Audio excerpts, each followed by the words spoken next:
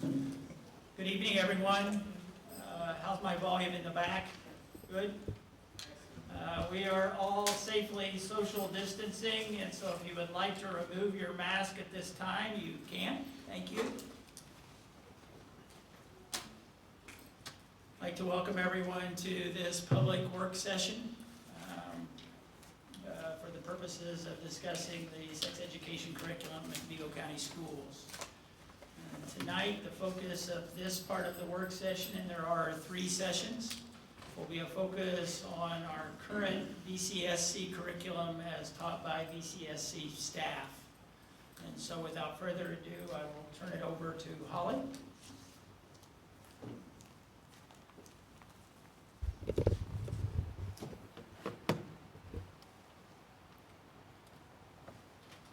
President Earl.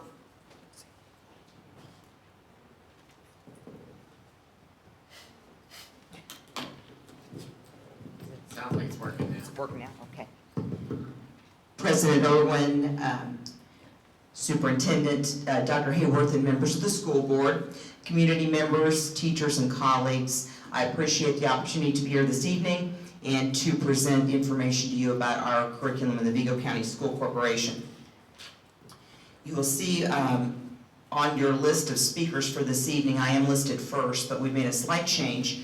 We are going to call Dr. Randy Stevens to speak first. Dr. Stevens is a community partner, obviously, but a member of our AIDS Advisory Council.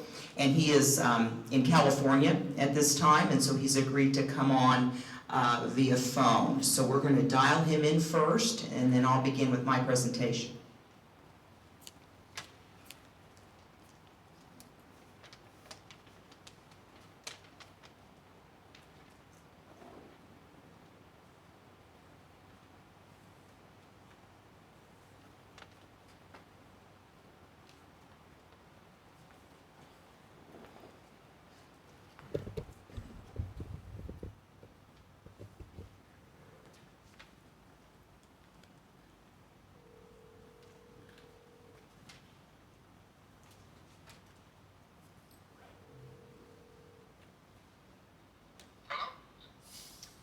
Dr. Stevens.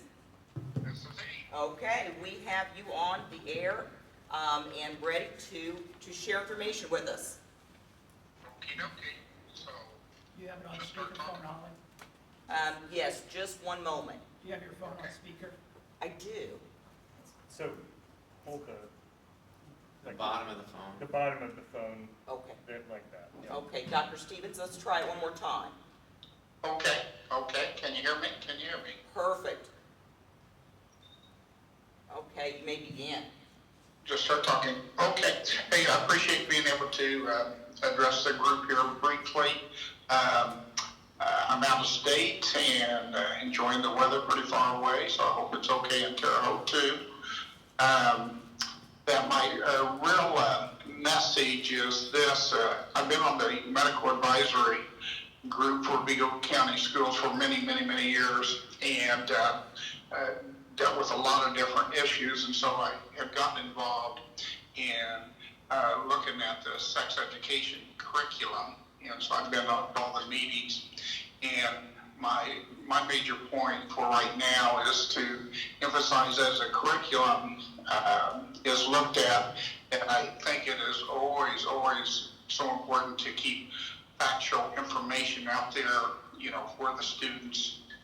And in that regard, that one of my questions very early on was, boy, how do we delve into sexually transmitted diseases, for adolescents?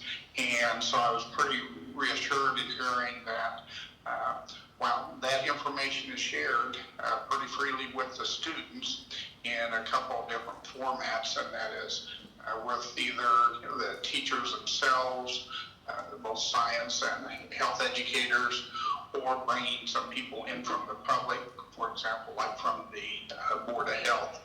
And so as you look at the curriculum, I just want to emphasize to you at the beginning to make sure that factual information is out there for the students to learn about at an early age.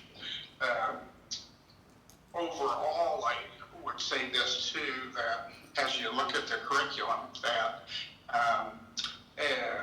it's not just a school responsibility for teaching adolescents, the proper sexual education. It's really a community-wide effort, and it begins with, quite frankly, parents. And so parents have to be involved. And so I was glad to learn a couple of things, and that is, and a little bit surprised by this, but that obviously school corporations can elect not to even be involved in sex education if they chose to do that. I'm glad Vigo County has not gone that route, but that was interesting for me to learn. But once you do get involved, there's obviously some pretty strict criteria that you have to follow per state law, and so whatever's developed has to follow that pretty closely. But again, things begin with parents and other community involvement, and I pick on healthcare providers for this, and that is we have a responsibility to educate adolescents as they're developing, about sex education. And through the years, I've had many families come in and wanted to talk about that with their adolescents. And I'll say the two extremes that I've seen was one, boy, please, emphasize to our child, please to delay the onset of sex clear until time that they get married. And I've had other families who brought children in at 15, 16 years old and asked that they go on some kind of a birth control preventive measure. Interestingly, for the latter, I've seen that happen with a lot of families who have dealt with a teenage pregnancy that was unwanted. And so it's been interesting to me to see how things have evolved over time. But again, the big emphasis tonight for me, keep that information very factual and straightforward to students, and they will forever benefit. And I appreciate your time, and is that it? I'll let your... That is wonderful, Dr. Stevens. Thank you for your time. Okay, talk to you guys later. All right, bye-bye. Holly, just for the record, I'm not familiar with Dr. Stevens. Is he a medical doctor? He is. Okay, thank you. Indeed, yes.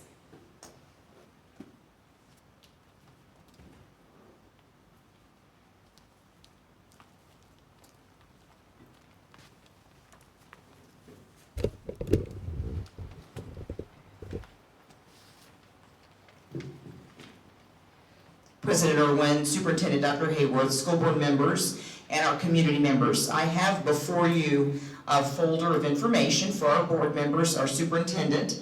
It is a half folder, and as you'll see, the agenda, the half sheet on top, is in reference to our health program curriculum that was adopted in 2017 by a full committee of teachers and board members, administrators, and in the list here, we want to focus tonight not only on the health curriculum, but particularly the sex education component. So in your folder, you'll find our health textbooks and supplementary resources listed, which we'll go over, a copy of the Indiana Academic Standards for Health Education, the law, the Indiana law regarding sex education, current sex education supplementary curriculum, which is our Creating Positive Relationships, the parent-guardian consent form.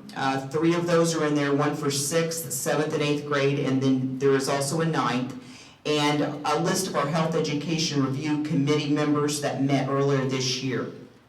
So we're going to start, if you could pull those documents out. The first one you'll see is a document that lists the title of our student textbook and supplementary resource, and that is the Teen Health Glencoe McGraw-Hill. The supplementary resources is also at your seat, which is the Brown workbook, which is titled Teen Health, Healthy Relationships and Sexuality. And then our Crisis Pregnancy Center CPR program, Creating Positive Relationships, is a supplementary resource that has been a part of our program for a number of years. The second piece of paper there lists the middle school health curriculum, which you'll find in the green textbook, the middle school textbook, which we'll reference here in a moment. But we've highlighted in that document, grades 6 through 8, some specific chapters that really focus on sex education. The building healthy relationships, dating relationships, for an example, refusal skills, violence prevention, body systems, which include both the female and male reproductive systems, and the communicable diseases chapters. That is a 9-week course, 1 grading period in the middle schools, grades 6 through 8. The next document lists the high school textbook, that is Health Pearson, and it also has a supplementary resource, which is a health reading and note-taking workbook, and our community partner there is also Crisis Pregnancy Centers, Creating Positive Relationships. The next document lists grade 9, as we will soon be starting this semester's. Grade 9 health is a 1-semester course. Topics highlighted there that focus on are sex education, making healthy decisions, building healthy peer relationships, pregnancy, birth, and childhood, sexually transmitted infections, and AIDS. The next document is very helpful. It has the blue bar in the middle, and it's titled VCSC Health Curriculum Update, grades 6 through 9. And I'd like to draw your attention to that blue bar that states components of our comprehensive health education area. I draw your attention here because down at the 5th bullet on that page, we see that the VCSC health curriculum is in fact evidence-based. It is medically accurate. We're excited about the fact that we have one of our largest vendors in the state of Indiana, McGraw-Hill and Pearson, that we've adopted from, that have effectively vetted this material, and they have the resources and access to the efforts to make sure that this is in fact, this curriculum is medically sound. That 5th bullet, the health curriculum, the VCSC health curriculum is evidence-based and has been reviewed by professionals from Cornell University, Clemson University, Center for Disease Control and Prevention, Atlanta, Vanderbilt Children's Hospital, Columbia University, College of Physicians and Surgeons, Texas A&M University, Department of Health, University of California, Department of Psychology, University of North Carolina, Department of Biology, Johns Hopkins School of Medicine, Washington University, and the National Institute on Drug Abuse. The next document that's in your half folder is a grouping paperclip of our actual Indiana standards, academic standards for health and wellness. And I think it's important to recognize with our standards, our health and wellness standards, our sex ed is taught throughout those standards. The standards themselves are skills-based, and so they don't specifically say where. It's really throughout the standards that we have a focus on teaching skills that enable students to make healthy choices and avoid risky behaviors. And when you look at those standards, you can see that thread throughout. These standards were updated for effectiveness in 2017 by the Indiana Department of Education and are aligned with national standards. The next document is the Indiana law that states that we need to, number 1, teach abstinence from sexual activity as the expected standard for all school-age children. Number 2, requires instruction that abstinence from sexual activity is the only way to avoid out-of-wedlock pregnancy and sexually transmitted diseases. And number 3, instruction must include that establishing a mutually faithful monogamous relationship in the context of marriage is the best way to avoid STDs and other associated health problems. Our next document, Vigo County School Corporation Board of School Trustees. The Creating Positive Relationships program was formally approved by the Vigo County School Corporation Board of School Trustees. An annual review of our health education program in partnership with Crisis Pregnancy Center Creating Positive Relationships program provides feedback for program changes.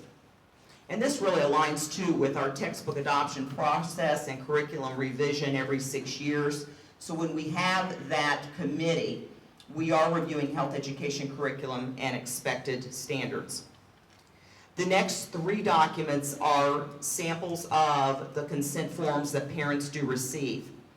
I have included copies of 6, 7, and 8. 9 is very similar, but it does give the parent an option to opt out for their children if they so choose, and outlines the lessons that are taught in each of those curricula.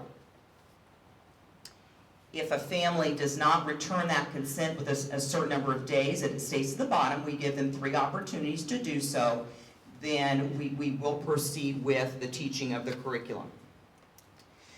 The next document is a list of those that served on the Health Education Committee. As you remember, earlier this year, we formed that committee to try and take a deeper look at what our health curriculum was all about, and had several parents, principals, community partners, school nurses, doctors, physicians, and teachers, of course, on that committee. And so we reviewed that material, and I provided that for your review.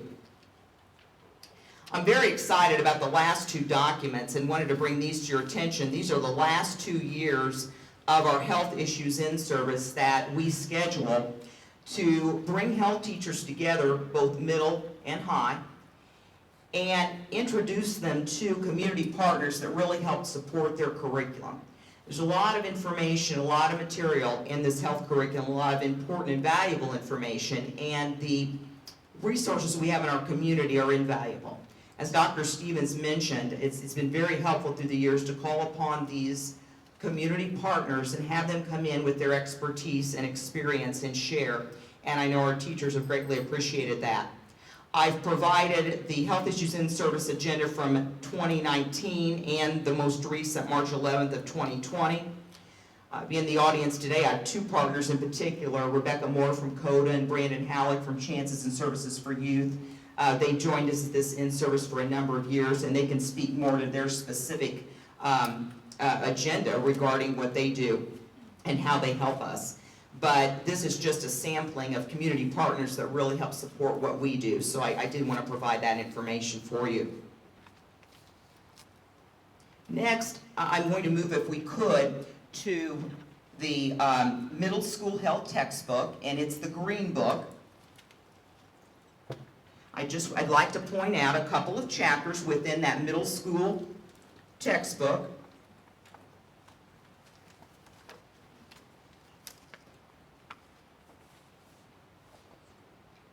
At the beginning, and truly around the table of contents, I will mention these on page V11 at the very beginning of the book.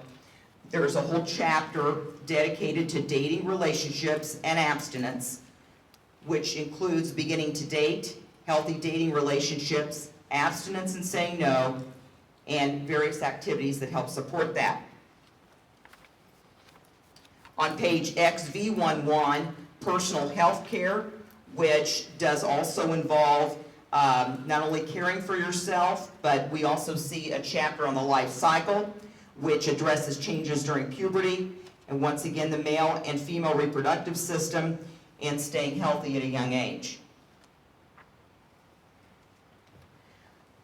The supplementary piece that supports middle school health is the Brown workbook that you'll also find at your seat, and I am going to reference several pages in it.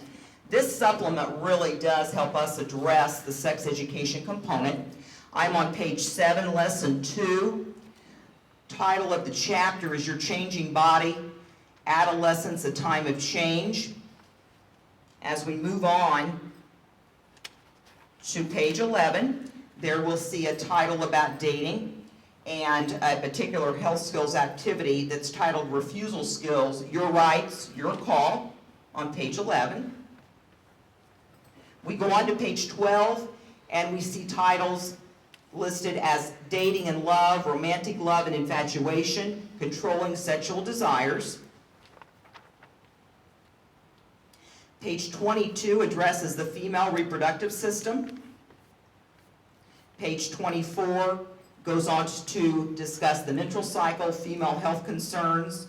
25, sexually transmitted diseases. As we go to lesson 2, page 27, functions of the male reproductive system. On page 28, erection, wet dreams, male health concerns are also addressed. Lesson 1 in the next chapter on page 36, dedication to sexual feelings, consequences of teen sex, possible criminal record, potential complications during childbirth. Page 38, making the healthy choice. We have information here focused on contraceptives, condoms, spermicides, oral contraceptives, diaphragms, injections, and implants. Page 39, the consequences of sexual harassment. And page 40, teen pregnancy. Moving on to page 41, diversity in relationships. Recognizing sexual feelings and responding to sexual feelings. Page 42 talks about sexual orientation, that people use many different labels to describe sexual orientation and gender identity. A few of the most common are homosexual, bisexual, heterosexual, intersexual, and transgender. Questioning and LGBTQ is a common acronym meaning lesbian, gay, bisexual, transgender, or questioning. It goes on to provide information about gender and gender identity and gender identification. The definition of sex, transgender, and intersex. Page 43 brings information about questioning sexual orientation or gender identity. And that page continues to bring information about coming out. Page 44, making decisions about sexual activity. Page 45, physical attraction and infatuation and the risks involved in sexual activity. STDs and HIV and AIDS are addressed on page 52. Sexually transmitted diseases, how STDs can hurt, types of STDs on page 53. Chlamydia, genital warts, genital herpes, pubic lice, gonorrhea, syphilis, hepatitis B. Another required part of our curriculum, the AIDS HIV curriculum, and that is mandated by law and addressed on page 55. How HIV is spread, how HIV is not spread. Page 56, diagnosis and treatment, symptoms of HIV and AIDS. 57, avoiding STDs and HIV and AIDS, being responsible. I realize that was a quick overview of some of the topics that are addressed in the middle school supplement, but that aligns with the middle school health textbook. And so I wanted to point that out because that really does help us cover information about healthy relationships and sexuality. And there are class sets in each of our middle schools, multiple class sets of this for health teachers. Holly, if you could just take a break. Or any questions at this point for Holly? I have one question that I wrote down here. When you talk about that the curriculum has been reviewed by professionals, are you speaking that the textbook has been reviewed? Is that what you Yes, textbook and supplemental resources. Okay, all right. I just wanted to Sure. clarify that was the textbook, Sure. not that we sent our entire curriculum off. Right. It was the textbook. Right. Yeah, so in inferences with the middle, this text and then the workbook. Where are we at on having the curriculum reviewed by some of the entities that we had identified? Yeah, we've just started this process tonight, so we have not contacted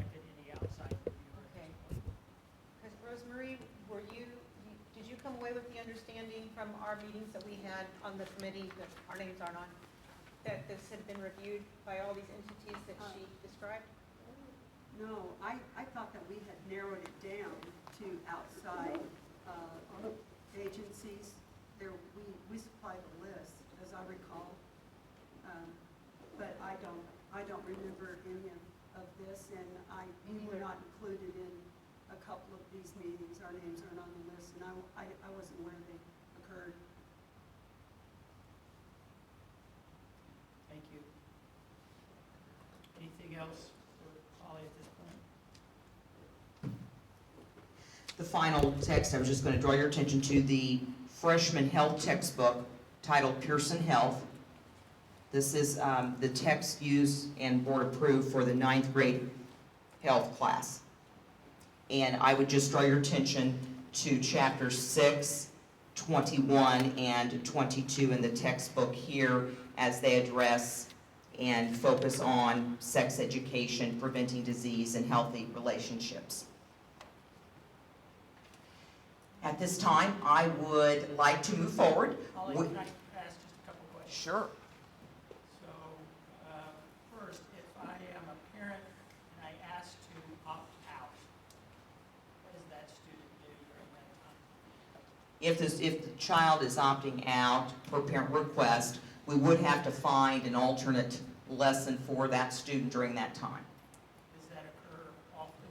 It does not occur often. And then this material that you pointed out in the text and then this, is that taught by VCSC staff or is that taught by CPR? That is, those two resources there are what is referenced by the teacher.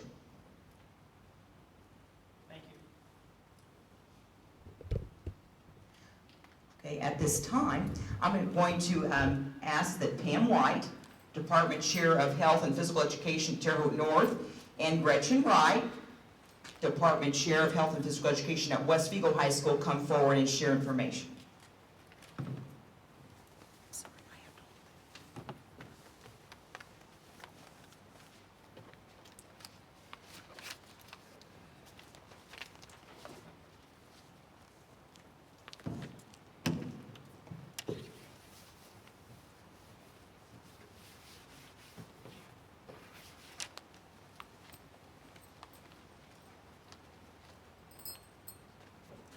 Good evening.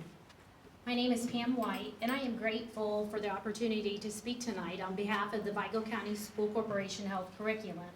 I've been an educator for over 20 years at the middle school level and also at the high school level.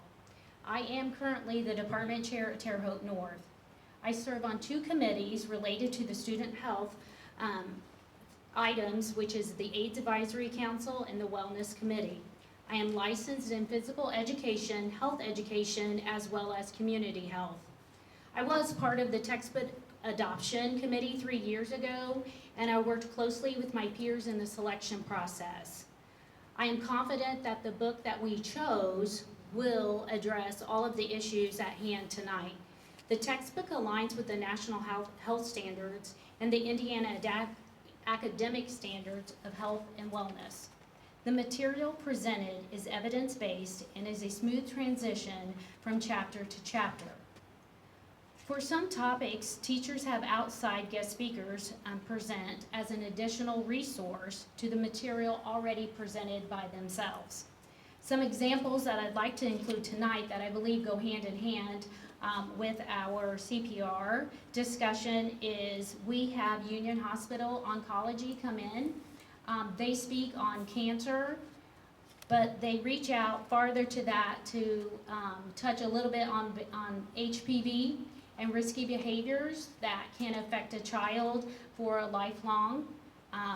They talk about prevention, they talk about the treatment, but they talk about communication within their household, whether it be with the parents or with grandparents or whoever may be help raising them, broken homes and things like that. We reached out to Regional Hospital. They also come in and speak to our health students about risky behaviors, but those are more entailed as far as like distracted driving alcohol and drugs, things like that, that again will go hand in hand when we're talking about risky behaviors. CODA comes in, they speak on with our students in regards to internet and social media safety. They do briefly talk about self-esteem issues and items that students could place out on social media, including possibly inappropriate pictures of themselves. Christina Christ comes in and talks about suicide and suicide prevention among our young adolescents. And I chose those guest speakers because I'd like to recognize that CPR does an excellent job as they come in, talking about risky behaviors, high self-esteem, and to make healthy choices that will be beneficial to them as a lifelong process. And so, as you can see, not only does CPR come in and speak with our students in the classroom, but we do have other agencies that come in and help to educate our students after the teacher gives them other information. I'd like to stress that our curriculum focuses on each individual student and helps to educate and give them knowledge to be successful today and in the future. It reaches all of the components of health. I often tell my students that health is the most important subject because without it, we cannot function at 100%. And after speaking with my colleagues over the last few months of this touchy subject, I feel confident that our current curriculum and our outside resources will give our students an excellent foundation for success. Thank you.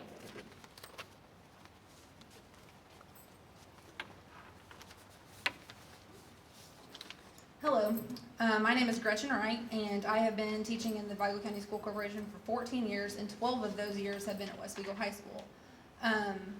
I'm going to be short and sweet because a lot of the stuff that Pam said, I'm going to piggyback on a little bit, but I have been on the textbook adoption committee, and I have worked closely to align the standards and with the textbook with the state standards. In the world we live in today, it's really hard sometimes, I feel like, for kids to have a positive role model. There's social media and there are so many things that roll into it, how they perceive life. And so I think that in all of our classrooms, we try to be healthy, positive role models. And in that, everything aligns with our textbook. When we look at our guest speakers that we bring in, and all of those examples were in my paper also, we look and make sure that they align with what we are talking about. When we bring in CODA, we look, and one of the things that I guess I focus on is the whole person health. So how do things affect you physically, mentally, socially, and emotionally? And a lot of our guest speakers, when they come in, they go along those same lines of how things affect you socially, physically, emotionally, which is chapter 1 in our textbook, and it comes around and around in most chapters that we go through. When we talk about tobacco, it talks about how it affects you in every way. STDs is the same way. So I just wanted to kind of piggyback on that, and the kids really enjoy bringing in those guest speakers from the community. One thing I like about using organizations is they give a face to organizations in our community. So when we bring in CODA, it gives them a face. So if they are in an abusive relationship, they have somewhere to go and they can see Rebecca, or they know where to go and they can say, I have a person who cares there about me. Same thing with Christina Christ. If they have some sort of traumatic event, it gives them a face so they know they can call. Same thing with the Crisis Pregnancy Center. It gives them a caring face. So that's just kind of some of the things that I wanted to piggyback on Pam's speech. But, we try to align everything with the state standards and make sure that what we are doing with guest speakers and in our classroom as individuals go along those lines.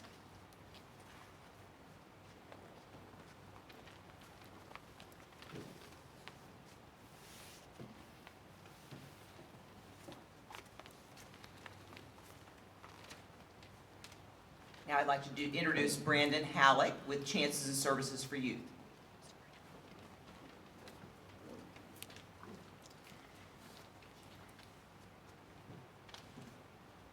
Good evening. I'm Brandon Halleck. I'm the Chief Operating Officer for Chances and Services for Youth. I've worked with Chances now almost 23 years, and so I've been doing drug and alcohol prevention programming right out of high school into college, and then afterwards. And so tonight, Holly had asked me to come up and talk about our Too Good for Drugs program that we work with the school corporation on in the 6th through 9th grade. And so the Too Good for Drugs, I'm not sure if you're familiar with that program. Is this loud? Am I loud enough here? Okay. It's an evidence-based program that was developed by the Mendez Foundation in Tampa, Florida, about 40 years ago. And so it's constantly updated, their curriculum. It is an evidence-based program. They have it evaluated. But it's a program that we've used for many years in talking to our kids about drugs and alcohol and tobacco. And you know, it's all looking at, it's the resistance and refusal skills. How can we teach children not to do drugs? How can we teach them to say no? Because it's not just easy to say no. You know, if it was, we'd be a lot easier doing a lot of things in our lives. It was just easy just to say no. And so as for us on this, it was a great program that we could bring to the school corporation. And we don't teach it, honestly. It's one of those things where I've taught the curriculum, but I'm a trainer of trainers, and so I worked with Holly. This is going into our 3rd year. This will be in the fall. Can't believe it's 3 years. But we actually trained the health teachers, the science teachers, the PE teachers, whatever curriculum, whoever was teaching that curriculum to deliver this program. So this program is actually delivered by your staff, which really, for my purpose, I was excited about that because then I can sustain this program. My biggest fear of bringing a program to the school corporation was, hey, I've got a grant. I'm going to do this for 3 years. And then there's no way I'm going to find $200,000 again in the local economy here to sustain this. But for this program, I can sustain it for less than $5 a kid, and doing it this way, which is a great benefit for us, for the kids. And so the idea behind Too Good for Drugs is that it's set up in 10 lessons. And the first 5 lessons are really talking about goal setting, decision making, conflict resolution, effective communication skills, problem solving, pro-social bonding, social emotional competency. And then on the next 5 lessons, they dive into alcohol, tobacco, drugs, vaping, prescription drugs of all sorts. And we really talk to the kids about, you know, there's just different lessons. Some of them are the goal setting, you know, looking at short-term and long-term goals. And then other times it's talking about perception is not always reality. So when you're talking with children, a lot of times, you know, they think that everybody, in 8th grade, they think everybody, you know, when I ask the 8th graders, how many of you think your peers are drinking? You'd be surprised the number who sit there will throw out, you know, 80% or 90% or 75%. But in reality, survey says it's less than 9 here in Vigo County. And we know those numbers because we're fortunate that you guys have the Indiana Youth Survey that we do every other year. We'll have to do that again. COVID kind of messed us up this year on the survey. But we know those numbers, and that's what we base everything that we're doing on, is based on that Indiana Youth Survey. So we're pretty fortunate. We also saw in that survey that kids came out and said that they did not believe drugs and alcohol to be as harmful as we think they should. You know, they didn't rate it as harmful. And that's when we went to the school corporation and said, you know, maybe we can do a little bit more with some evidence-based curriculum that gives the teachers another teaching tool. So far, I've heard pretty positive feedback from the teachers on this. Do you guys have any questions for me, I guess? Brandon, when do you meet with our staff? When do you do that training? We do the training, we do it in the fall, right as soon as school starts. We take a couple of days, and it's an all-day training. I think there's some teachers here that have participated. Yes. I made the PE teachers, and I made the men play games. It was okay. They survived it. They actually enjoyed it. They may deny it, but they did enjoy it. But no, we get in there, we train, we play the games, and that's part of it. It's interactive, it's a fun, it's the idea to engage the children. So it generally takes, I think I spent 2 days. It probably takes me a couple of days just so I don't have, once again, smaller class sizes. It's a little bit easier with the smaller numbers to train. How many volunteers from the community do you train to implement this program in the Vigo County schools? How many volunteers? How many teachers? No volunteers. It's all done by teachers. Okay. This entire, but how many teachers do we train probably, Holly? About 30 or 40? I'd say it's, yeah, close to 30, 35. 30 to 35 teachers. So so just crystal clear, it's not a volunteer implemented part of this curriculum for the school corporation? It is not a volunteer, it is put on by the teachers. Correct. Yeah, and while I've taught it before, that was designed primarily for sustainability. There was just no way that I could have done this program. I would have had to have like 3 full-time staff coming in, so, to answer your question, no, staff are leading. Any other questions? Thank you, Brandon. I do apologize, I have a 7 o'clock appointment, so I'm gonna walk out, I apologize. Thank you. I'm going to introduce from here so that I'm not talking into the microphone after each speaker. Next up, we have Rich Woodison. Rich is the Health and Physical Education Department Chair at Terre Haute South.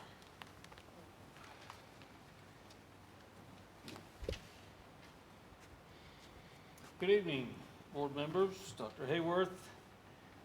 I want to express thanks to Holly Pease also for her guidance and support of the health teachers and PE teachers throughout the county. I have degrees in math and health and physical education. I taught math for 31 years. And then I got an opportunity to jump to the PE department, thought I'd try that. And I think I should have done it probably 31 years ago, but we had a good time. I'm the health department chair and PE department chair at Terre Haute South. And I, with the other 2 department chair members of North and West Vigo, are really concerned about the importance of factual information, as well as and as long with the health textbooks and other curricula that we have through the school corporation. We take advantage of and have been encouraged by the board to access community, the best of the best, physicians and leaders of the different, a lot of groups that you're going to hear from this evening. I tell the kids that this is the most practical course that they will take in high school, and I know some other department chairs and teachers might disagree with that. But I tell them this, I said, at least I've never had the question in a health class, when am I ever going to use this? I heard that question a lot teaching math over the years. I says, you never can ask that. This is a practical course. It's good for you, and it's about your life. And as we go through the different various topics that in our curriculum mandated by the state, we point out and we really get input from the kids about what they know about that, and tell them that there are a lot of misconceptions out there, a lot of grandma remedies, and things like that. My wife and I have raised 4 boys. We've got 14 grandchildren. So we've tried a lot of remedies. But I say you never want to argue with statistics. I said these books are formulated from years of research, years of statistics, years of very intellectual people putting the best advice they can give us for the most healthy life. I tell kids that human beings basically have 3 main goals. They want to live as long as they can, as healthy as they can, as happy as they can. And then we talk about people that lived a long time that aren't so healthy. That's not really good. People live a long time that not necessarily so happy. And that's not necessarily good. So we want to get them to agree with those 3 goals. And I said as we go through each topic in this course, you're going to have opportunity to evaluate how you're doing in all those topics. A lot of them don't know much about nutrition. A lot of them don't know much about physical fitness. I said, but you're going to learn some things that are actually going to help you live a long time and be healthy while you're doing it. And of course, we want them to be happy. I tell them you gotta be happy in life, or man, it's a long life, no matter how you live.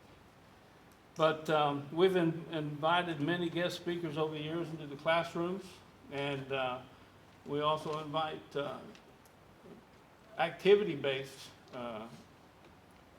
resources, like Regional Hospital sends over their nurses and EMTs to teach hands-on CPR. So the kids get a taste of that. You know, it could happen that you need that, or someone close to you might need that. And every one of them has, and we take input from them. Say they have grandmas, grandpas, or uncles that aren't so healthy, and they could be of benefit to them someday. But we do have a lot of good resources around Vigo County that have actually reinforced what we teach. And that's good for the kids, it's good for the school corporation, and I think that's good for all of us. We want people living a long time, being healthy, and obviously being happy. But I thank you for your attention tonight.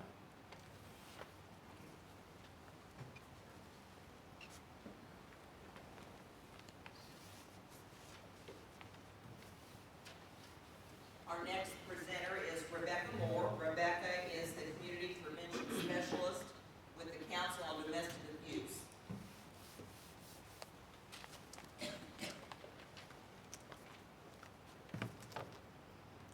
Sorry, I'm super short. Okay, so good evening. Thank you guys for hearing me this evening. And I just kind of want to give a shout out to these health educators that are here. Some of them have talked about CODA. Everything that I come into the schools to talk about, to teach, to share, I work very closely with them.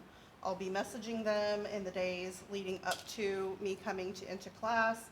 Are there any concerns that you have? Is there any particular topics you need me to touch on?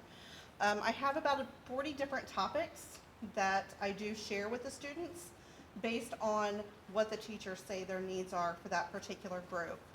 So even though my curriculum that I share is the same curriculum, we may be touching on different topics throughout that curriculum. We always talk about boundaries. We always share boundaries because boundaries are a very basic need that we need in those healthy relationships. And that really sums up healthy relationships. When I first started this job 7 years ago, we only came in and discussed domestic violence and sexual assault. Today, I've evolved it into so much more based on what the teachers were asking for, based on what Holly was asking for, based on the textbook and what's being taught in the textbook. And I try to work very closely and try to extend what that is saying.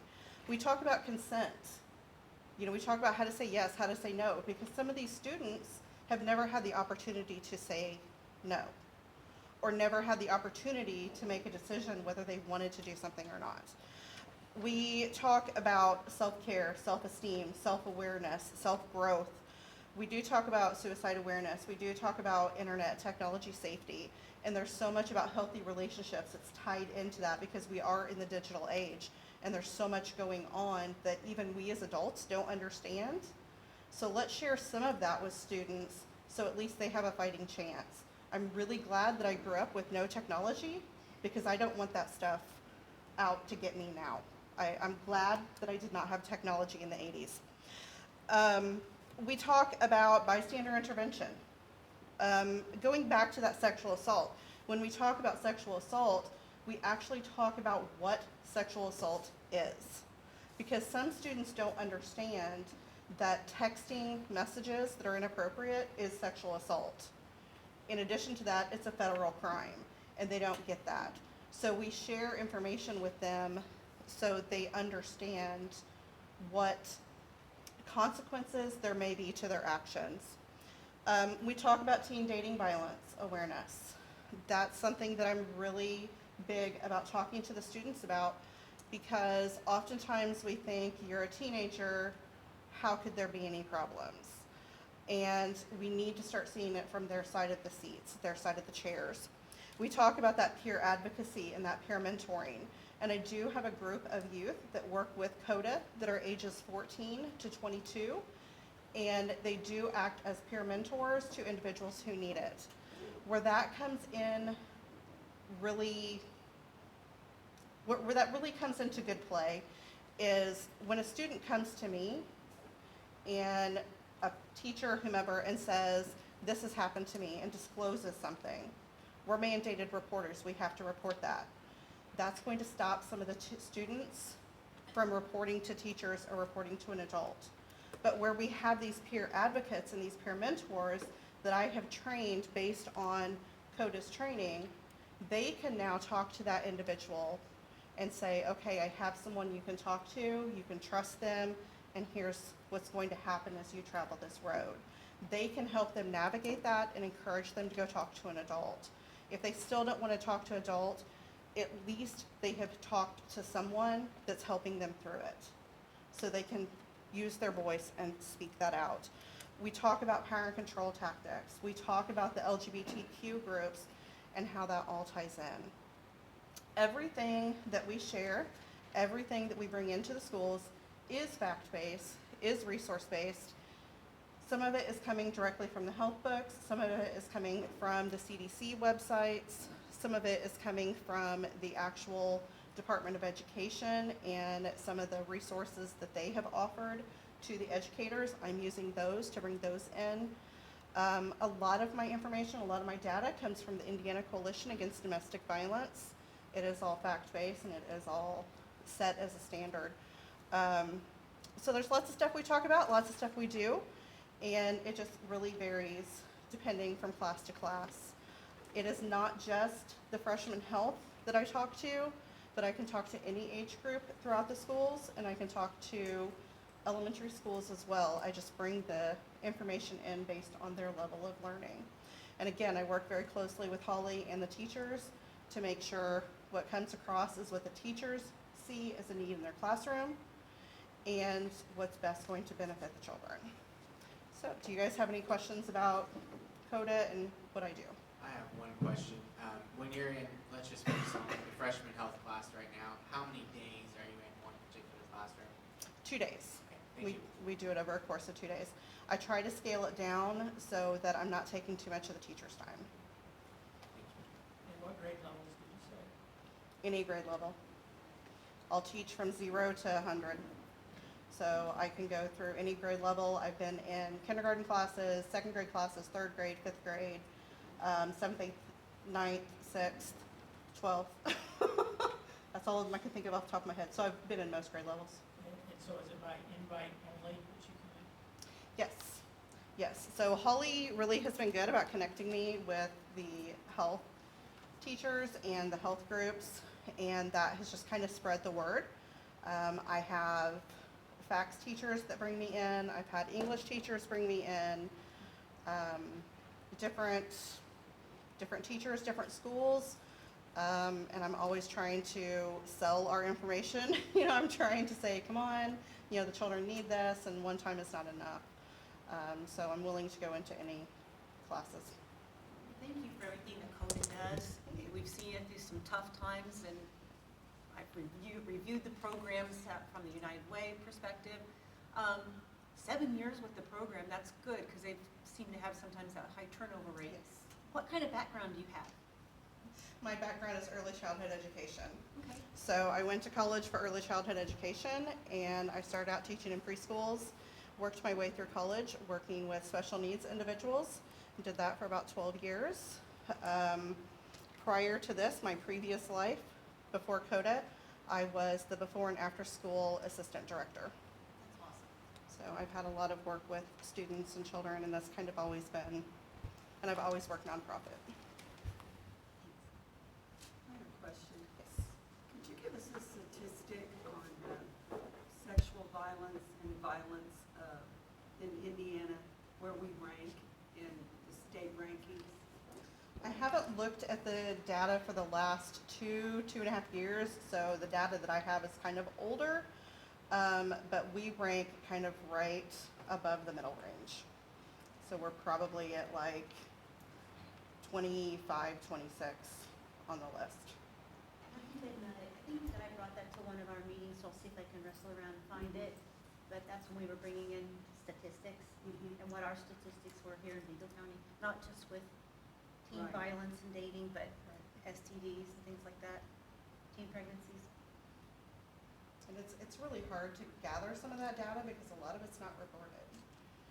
And that's another big thing when I come in and talk. I do talk a lot about teen pregnancy. I share a lot of personal stories with the students. I share a lot of personal scenarios, and I share a lot of personal issues that we have faced at the shelter because I want to make this real to them. You know, I'm bringing them facts, I'm bringing them evidence-based material, but I also want to make it real because I want them to understand that they have to open their eyes and make a change. So, thank you guys very much for hearing me out. As Holly gets it up, we're kind of transitioning from what Holly has identified as experts to speak to our curriculum in our next hour.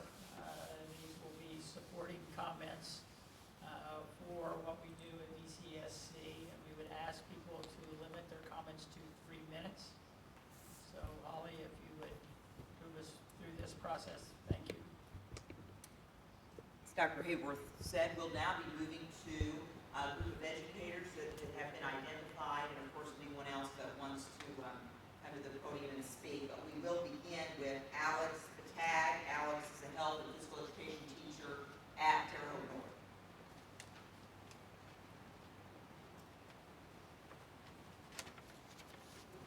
Thank you, Holly. Dr. Hayworth, board members, thank you for the opportunity. Good evening. Again, my name is Alex Betag. I've spent the last 5 years as a health and physical education teacher at Terre Haute North. I'm also an assistant football coach, the director of strength and conditioning, and boys head track coach. Again, I appreciate the opportunity to join my colleagues as we share some information regarding our health education curriculum with you.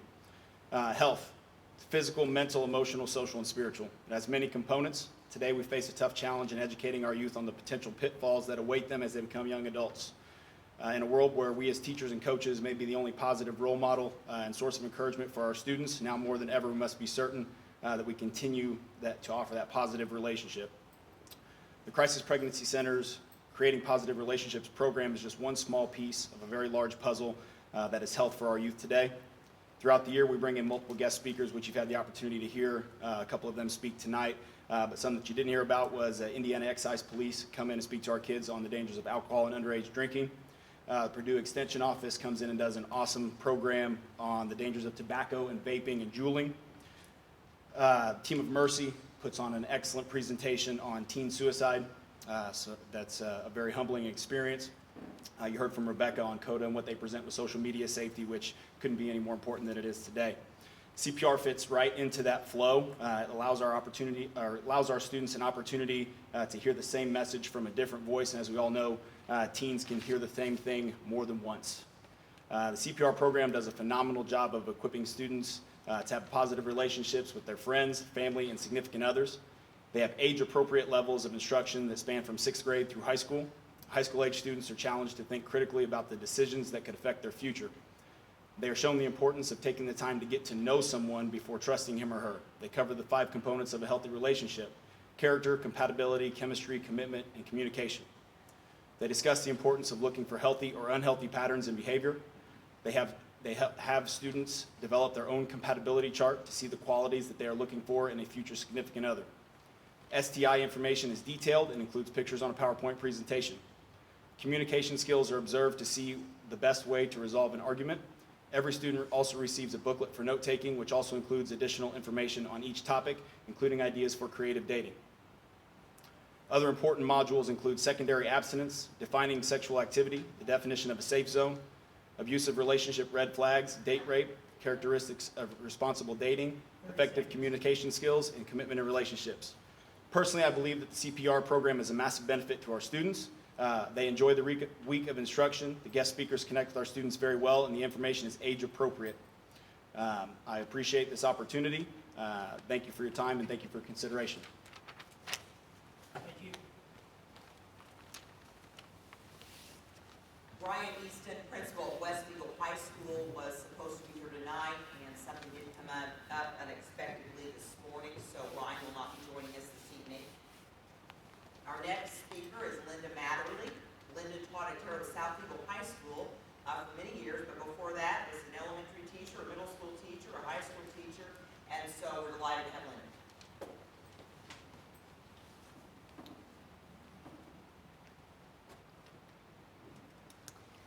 Hello, and thank you for inviting me this evening to speak. superintendent, members of the board, and the community. I had several things written out, but quite frankly, a lot of it has already been discussed. Clearly that we are a community of people that want to serve, and I think a servant leader is exactly what we should be doing. So with joy right now, I look forward to the future where agendas and differences are set aside, where we come together for the betterment of our children, the next generation who depends upon us to review facts and take on the challenges of difficult decisions.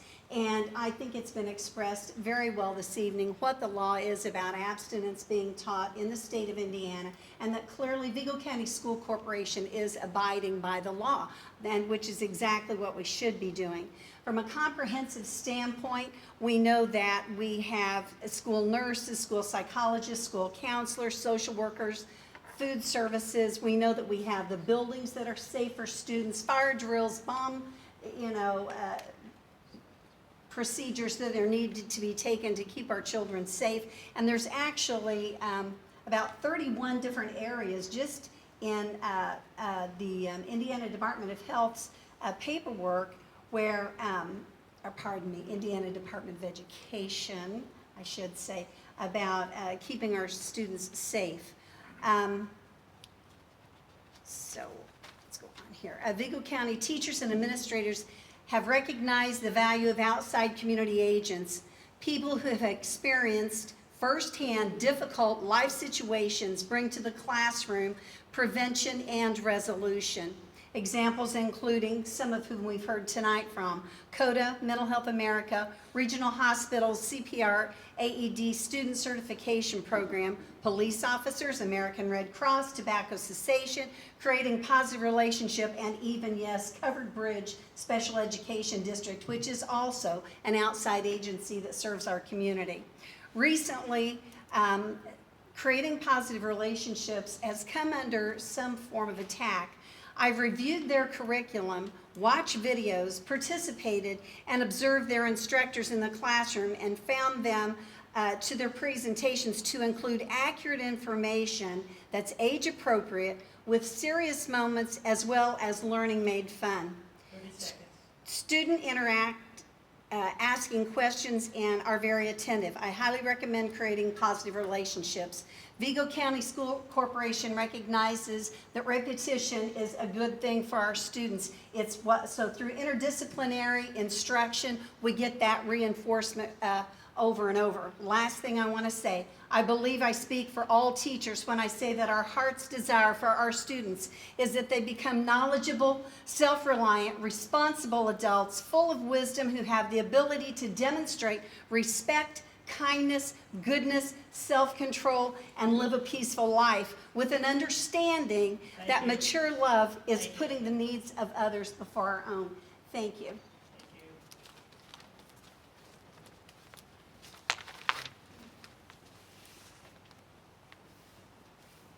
How many schools were in the trimester?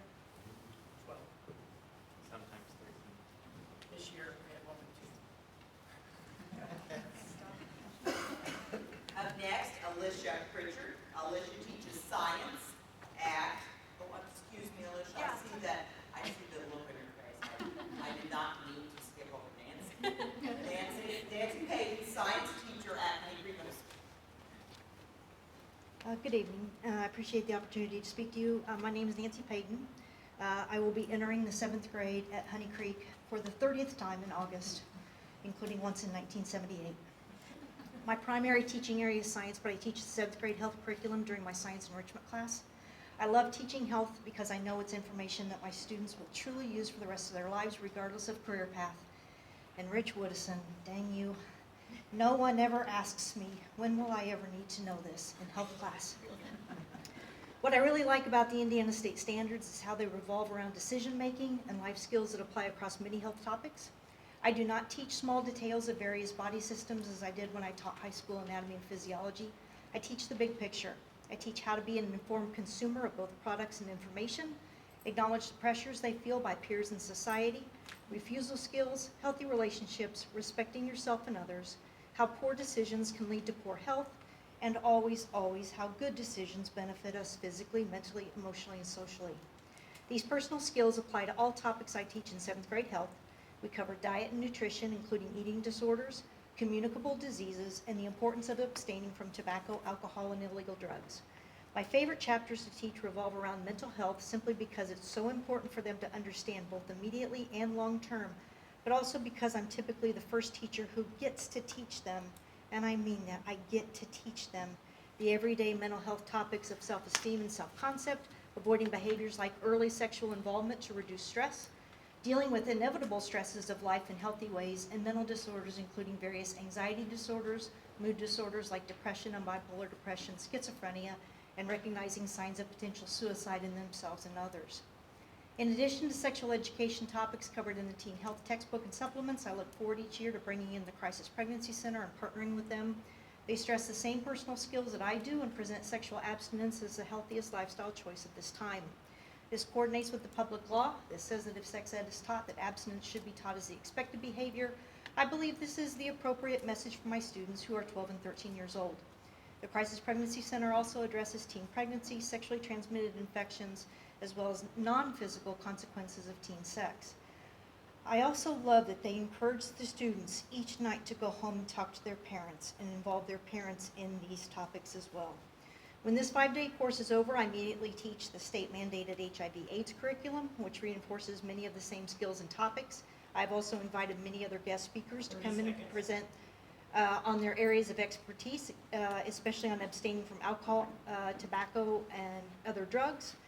Lastly, like every teacher in this room, I strive to have a good rapport with my students. I care about them and they know it. If a child needs additional guidance about any other health topic, including sexual topics, it is my hope that they will come to me, as many have in the past. And if I can't help them, I'll find someone else who can. Thank you.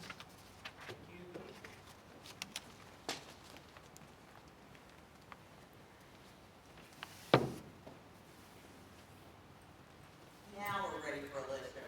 Alicia Pritchard, science teacher, Sarasota Middle School. Good evening. Thanks for taking the time to talk with us this evening to share some information about the health curriculum. I'm Alicia Pritchard and I teach the 7th grade sciences at Sarah Scott. The current middle school curriculum that we have focuses on a variety of topics in order to help not only establish but also maintain a healthy lifestyle in all aspects.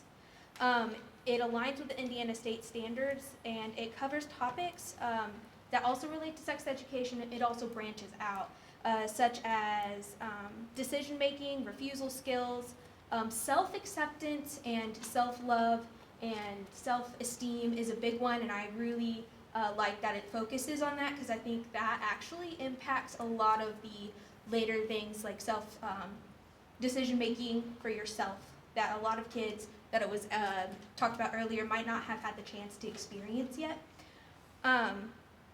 Anyway, refusal skills, healthy relationships, what high-risk behaviors are, and then also those consequences of high-risk behaviors.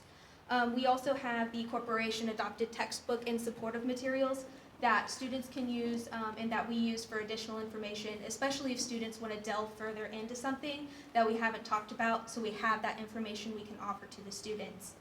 Throughout the school year, our students participate in different activities and courses such as Too Good for Drugs and the CPR through Crisis Pregnancy Center. I really enjoy both of those curriculums that we do, especially with Crisis Pregnancy Center coming in for CPR. The kids, I see them engage kids that normally don't engage because the activities are fun. It's information that they're interested in, even if they don't look like it, they are, and it's really interesting and fun to see them do that with the kids. I really hope to continue with our curriculum with the support of our community members that have not only spoken today but have been mentioned. I think it's great for our students to have those faces and different people other than just me that they see talk every day, telling them these important information that they need. So thanks again for letting us talk and listening to us.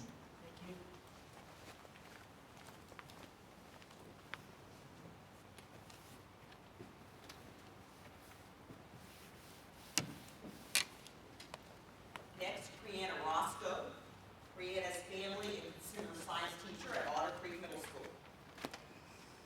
Hello, everyone. Thank you for letting me come to talk today. My name is Kriana Roscoe, and I teach Family and Consumer Sciences at Otter Creek Middle School. And I've taught in Vigo County School Corporation for 15 years, Family and Consumer Sciences. And the basic 6th grade health class is, I teach 6th grade health, focused. And then a lot of those lessons include decision-making, refusal skills, healthy relationships, high-risk behavior, goal setting. We do adolescence, like your developmental changes during adolescence. I don't necessarily focus on like I don't have Planned Parenthood come into my classroom, but I use other resources.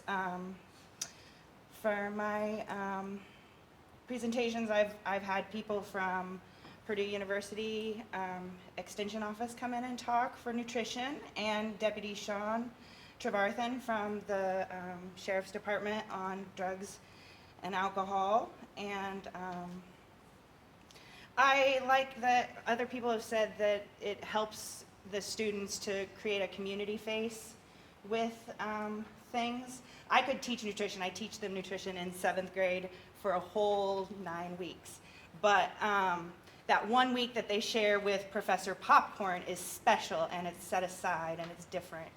And you know, Professor Popcorn has snacks that I couldn't have prepared for my class in a timely fashion. It wouldn't be something that I could take necessarily the time to do, but that she has in her schedule that she can do that. So then they get something special that's not necessarily, you know, just what their book fees offer.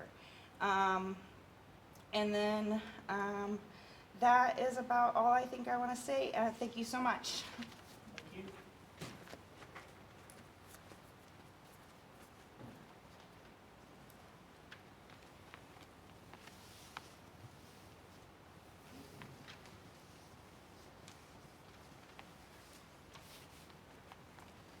Next is Kelly Staff. Kelly teaches science at Honey Creek Middle School. Good evening, President Irwin, Superintendent Dr. Hayworth, and school board members. Thank you for this opportunity to share information with you about the curriculum I use in my health classroom. My name is Kelly Stout. I'm a 7th grade science and health teacher at Honey Creek. Next year will be my 20th year in teaching. My curriculum covers a variety of topics aligned with the state standards. We cover mental, physical, social, and emotional health.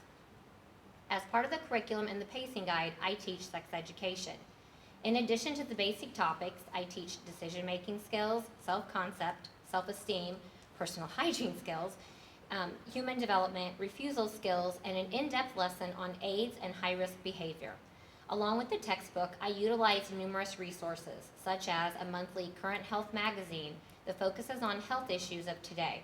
Although the textbook provides the foundation for my curriculum, having community members invited to my classroom to supplement my materials with presentations and hands-on real-life activities is vital. An important aspect of my classroom is to include community partners. I believe it is necessary for these presentations by experts in our community to boost the instruction and the knowledge of my students. In our ever-changing world, these adolescents need relevant facts to counteract false data and information from unreliable resources. Some parents don't relay this information to their children. With an abundance of standards for me to cover, having a professional in the field provides a well-informed position to my impressionable students, which is beyond beneficial. I look forward to continuing to work with these knowledgeable community organizations in the future. Thank you for your time.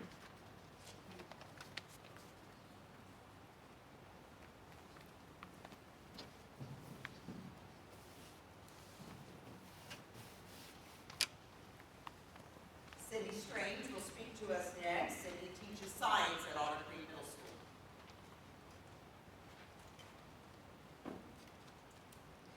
Good evening, President Irwin, Superintendent Dr. Hayworth, and school board members. I want to thank you for the opportunity to share this information with you regarding the health education curriculum in the Vigo County School Corporation.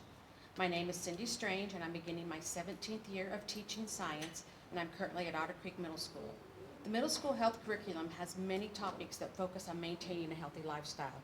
All middle school students receive a comprehensive health curriculum that is aligned with the Indiana academic standards for health and wellness. Many of the topics I teach are related to the sex education. For example, I teach lessons on refusal skills, decision-making, healthy and unhealthy relationships, high-risk behaviors, and the consequences of those, HIV, AIDS, alcohol, drugs through the Too Good for Drugs program. The adopted textbook, Teen Health, provides a thorough foundation for health curriculum requirements. In addition, community partners are also invited to my classroom to supplement material that is a part of the middle school health pacing guide. The information they provide through these presentations are invaluable to their health curriculum.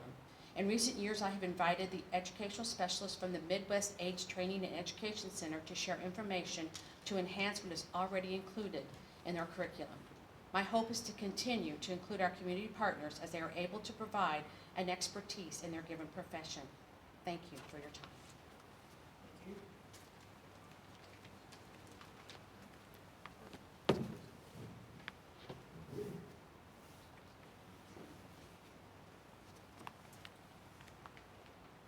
And lastly, we have Todd Wolfley.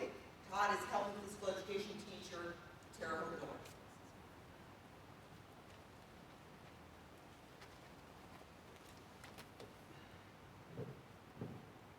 Good evening, and thank you very much for this opportunity. My name is Todd Wolfley, and I've been a health and physical education teacher for 21 years in the Vigo County School Corporation, spending the last 14 at Terre Haute North. I'm used to teaching 70-minute freshman health classes, so this 3 minutes should be a piece of cake. Tonight, you've heard from many of my colleagues and leaders in our community who care and are passionate about health education and providing resources to the students in the VCSC. When evaluating and examining the health curriculum, there are two important things that should be considered. Are we providing every student with the tools to communicate effectively? Secondly, can they organize the thoughts they have with the information that is provided to develop realistic goals for the betterment of themselves and for their future? Communication goes much deeper than sending a text, email, or snap. Our health students learn to communicate while showing respect for themselves, others, peers, the school, and the community. The current health curriculum encourages students to show empathy for others, respect for mind, body, and differences. Organization is a huge part of the decision-making process. Students are challenged with multiple scenarios and must decide what positive coping mechanisms they would use to deal with that situation. They are encouraged to set short and long-term goals and then brainstorm the things that need to take place in order to achieve those. This helps students to have a clear vision for that day, week, month, and year.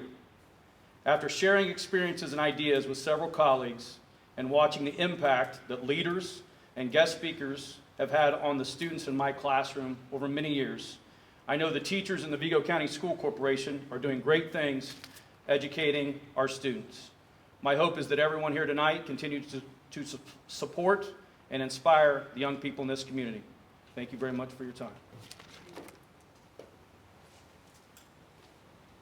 I would like to thank you again for allowing us this opportunity and thank everyone who has joined us, those that have been invited and have had an opportunity to speak on behalf of the Vigo County School Corporation. Board, would you have any follow-up questions for anybody that presented to us tonight? I would like to thank you for being here this evening, for modeling poise and confidence in a very controversial topic that we are addressing, and it's greatly appreciated. I would ask you to do this for me, just for everybody's safety. As you exit, could you put your mask back on? And then as you head out, you can take it off then, but just for everybody's safety, if you do that, we'd greatly appreciate it. Thank you.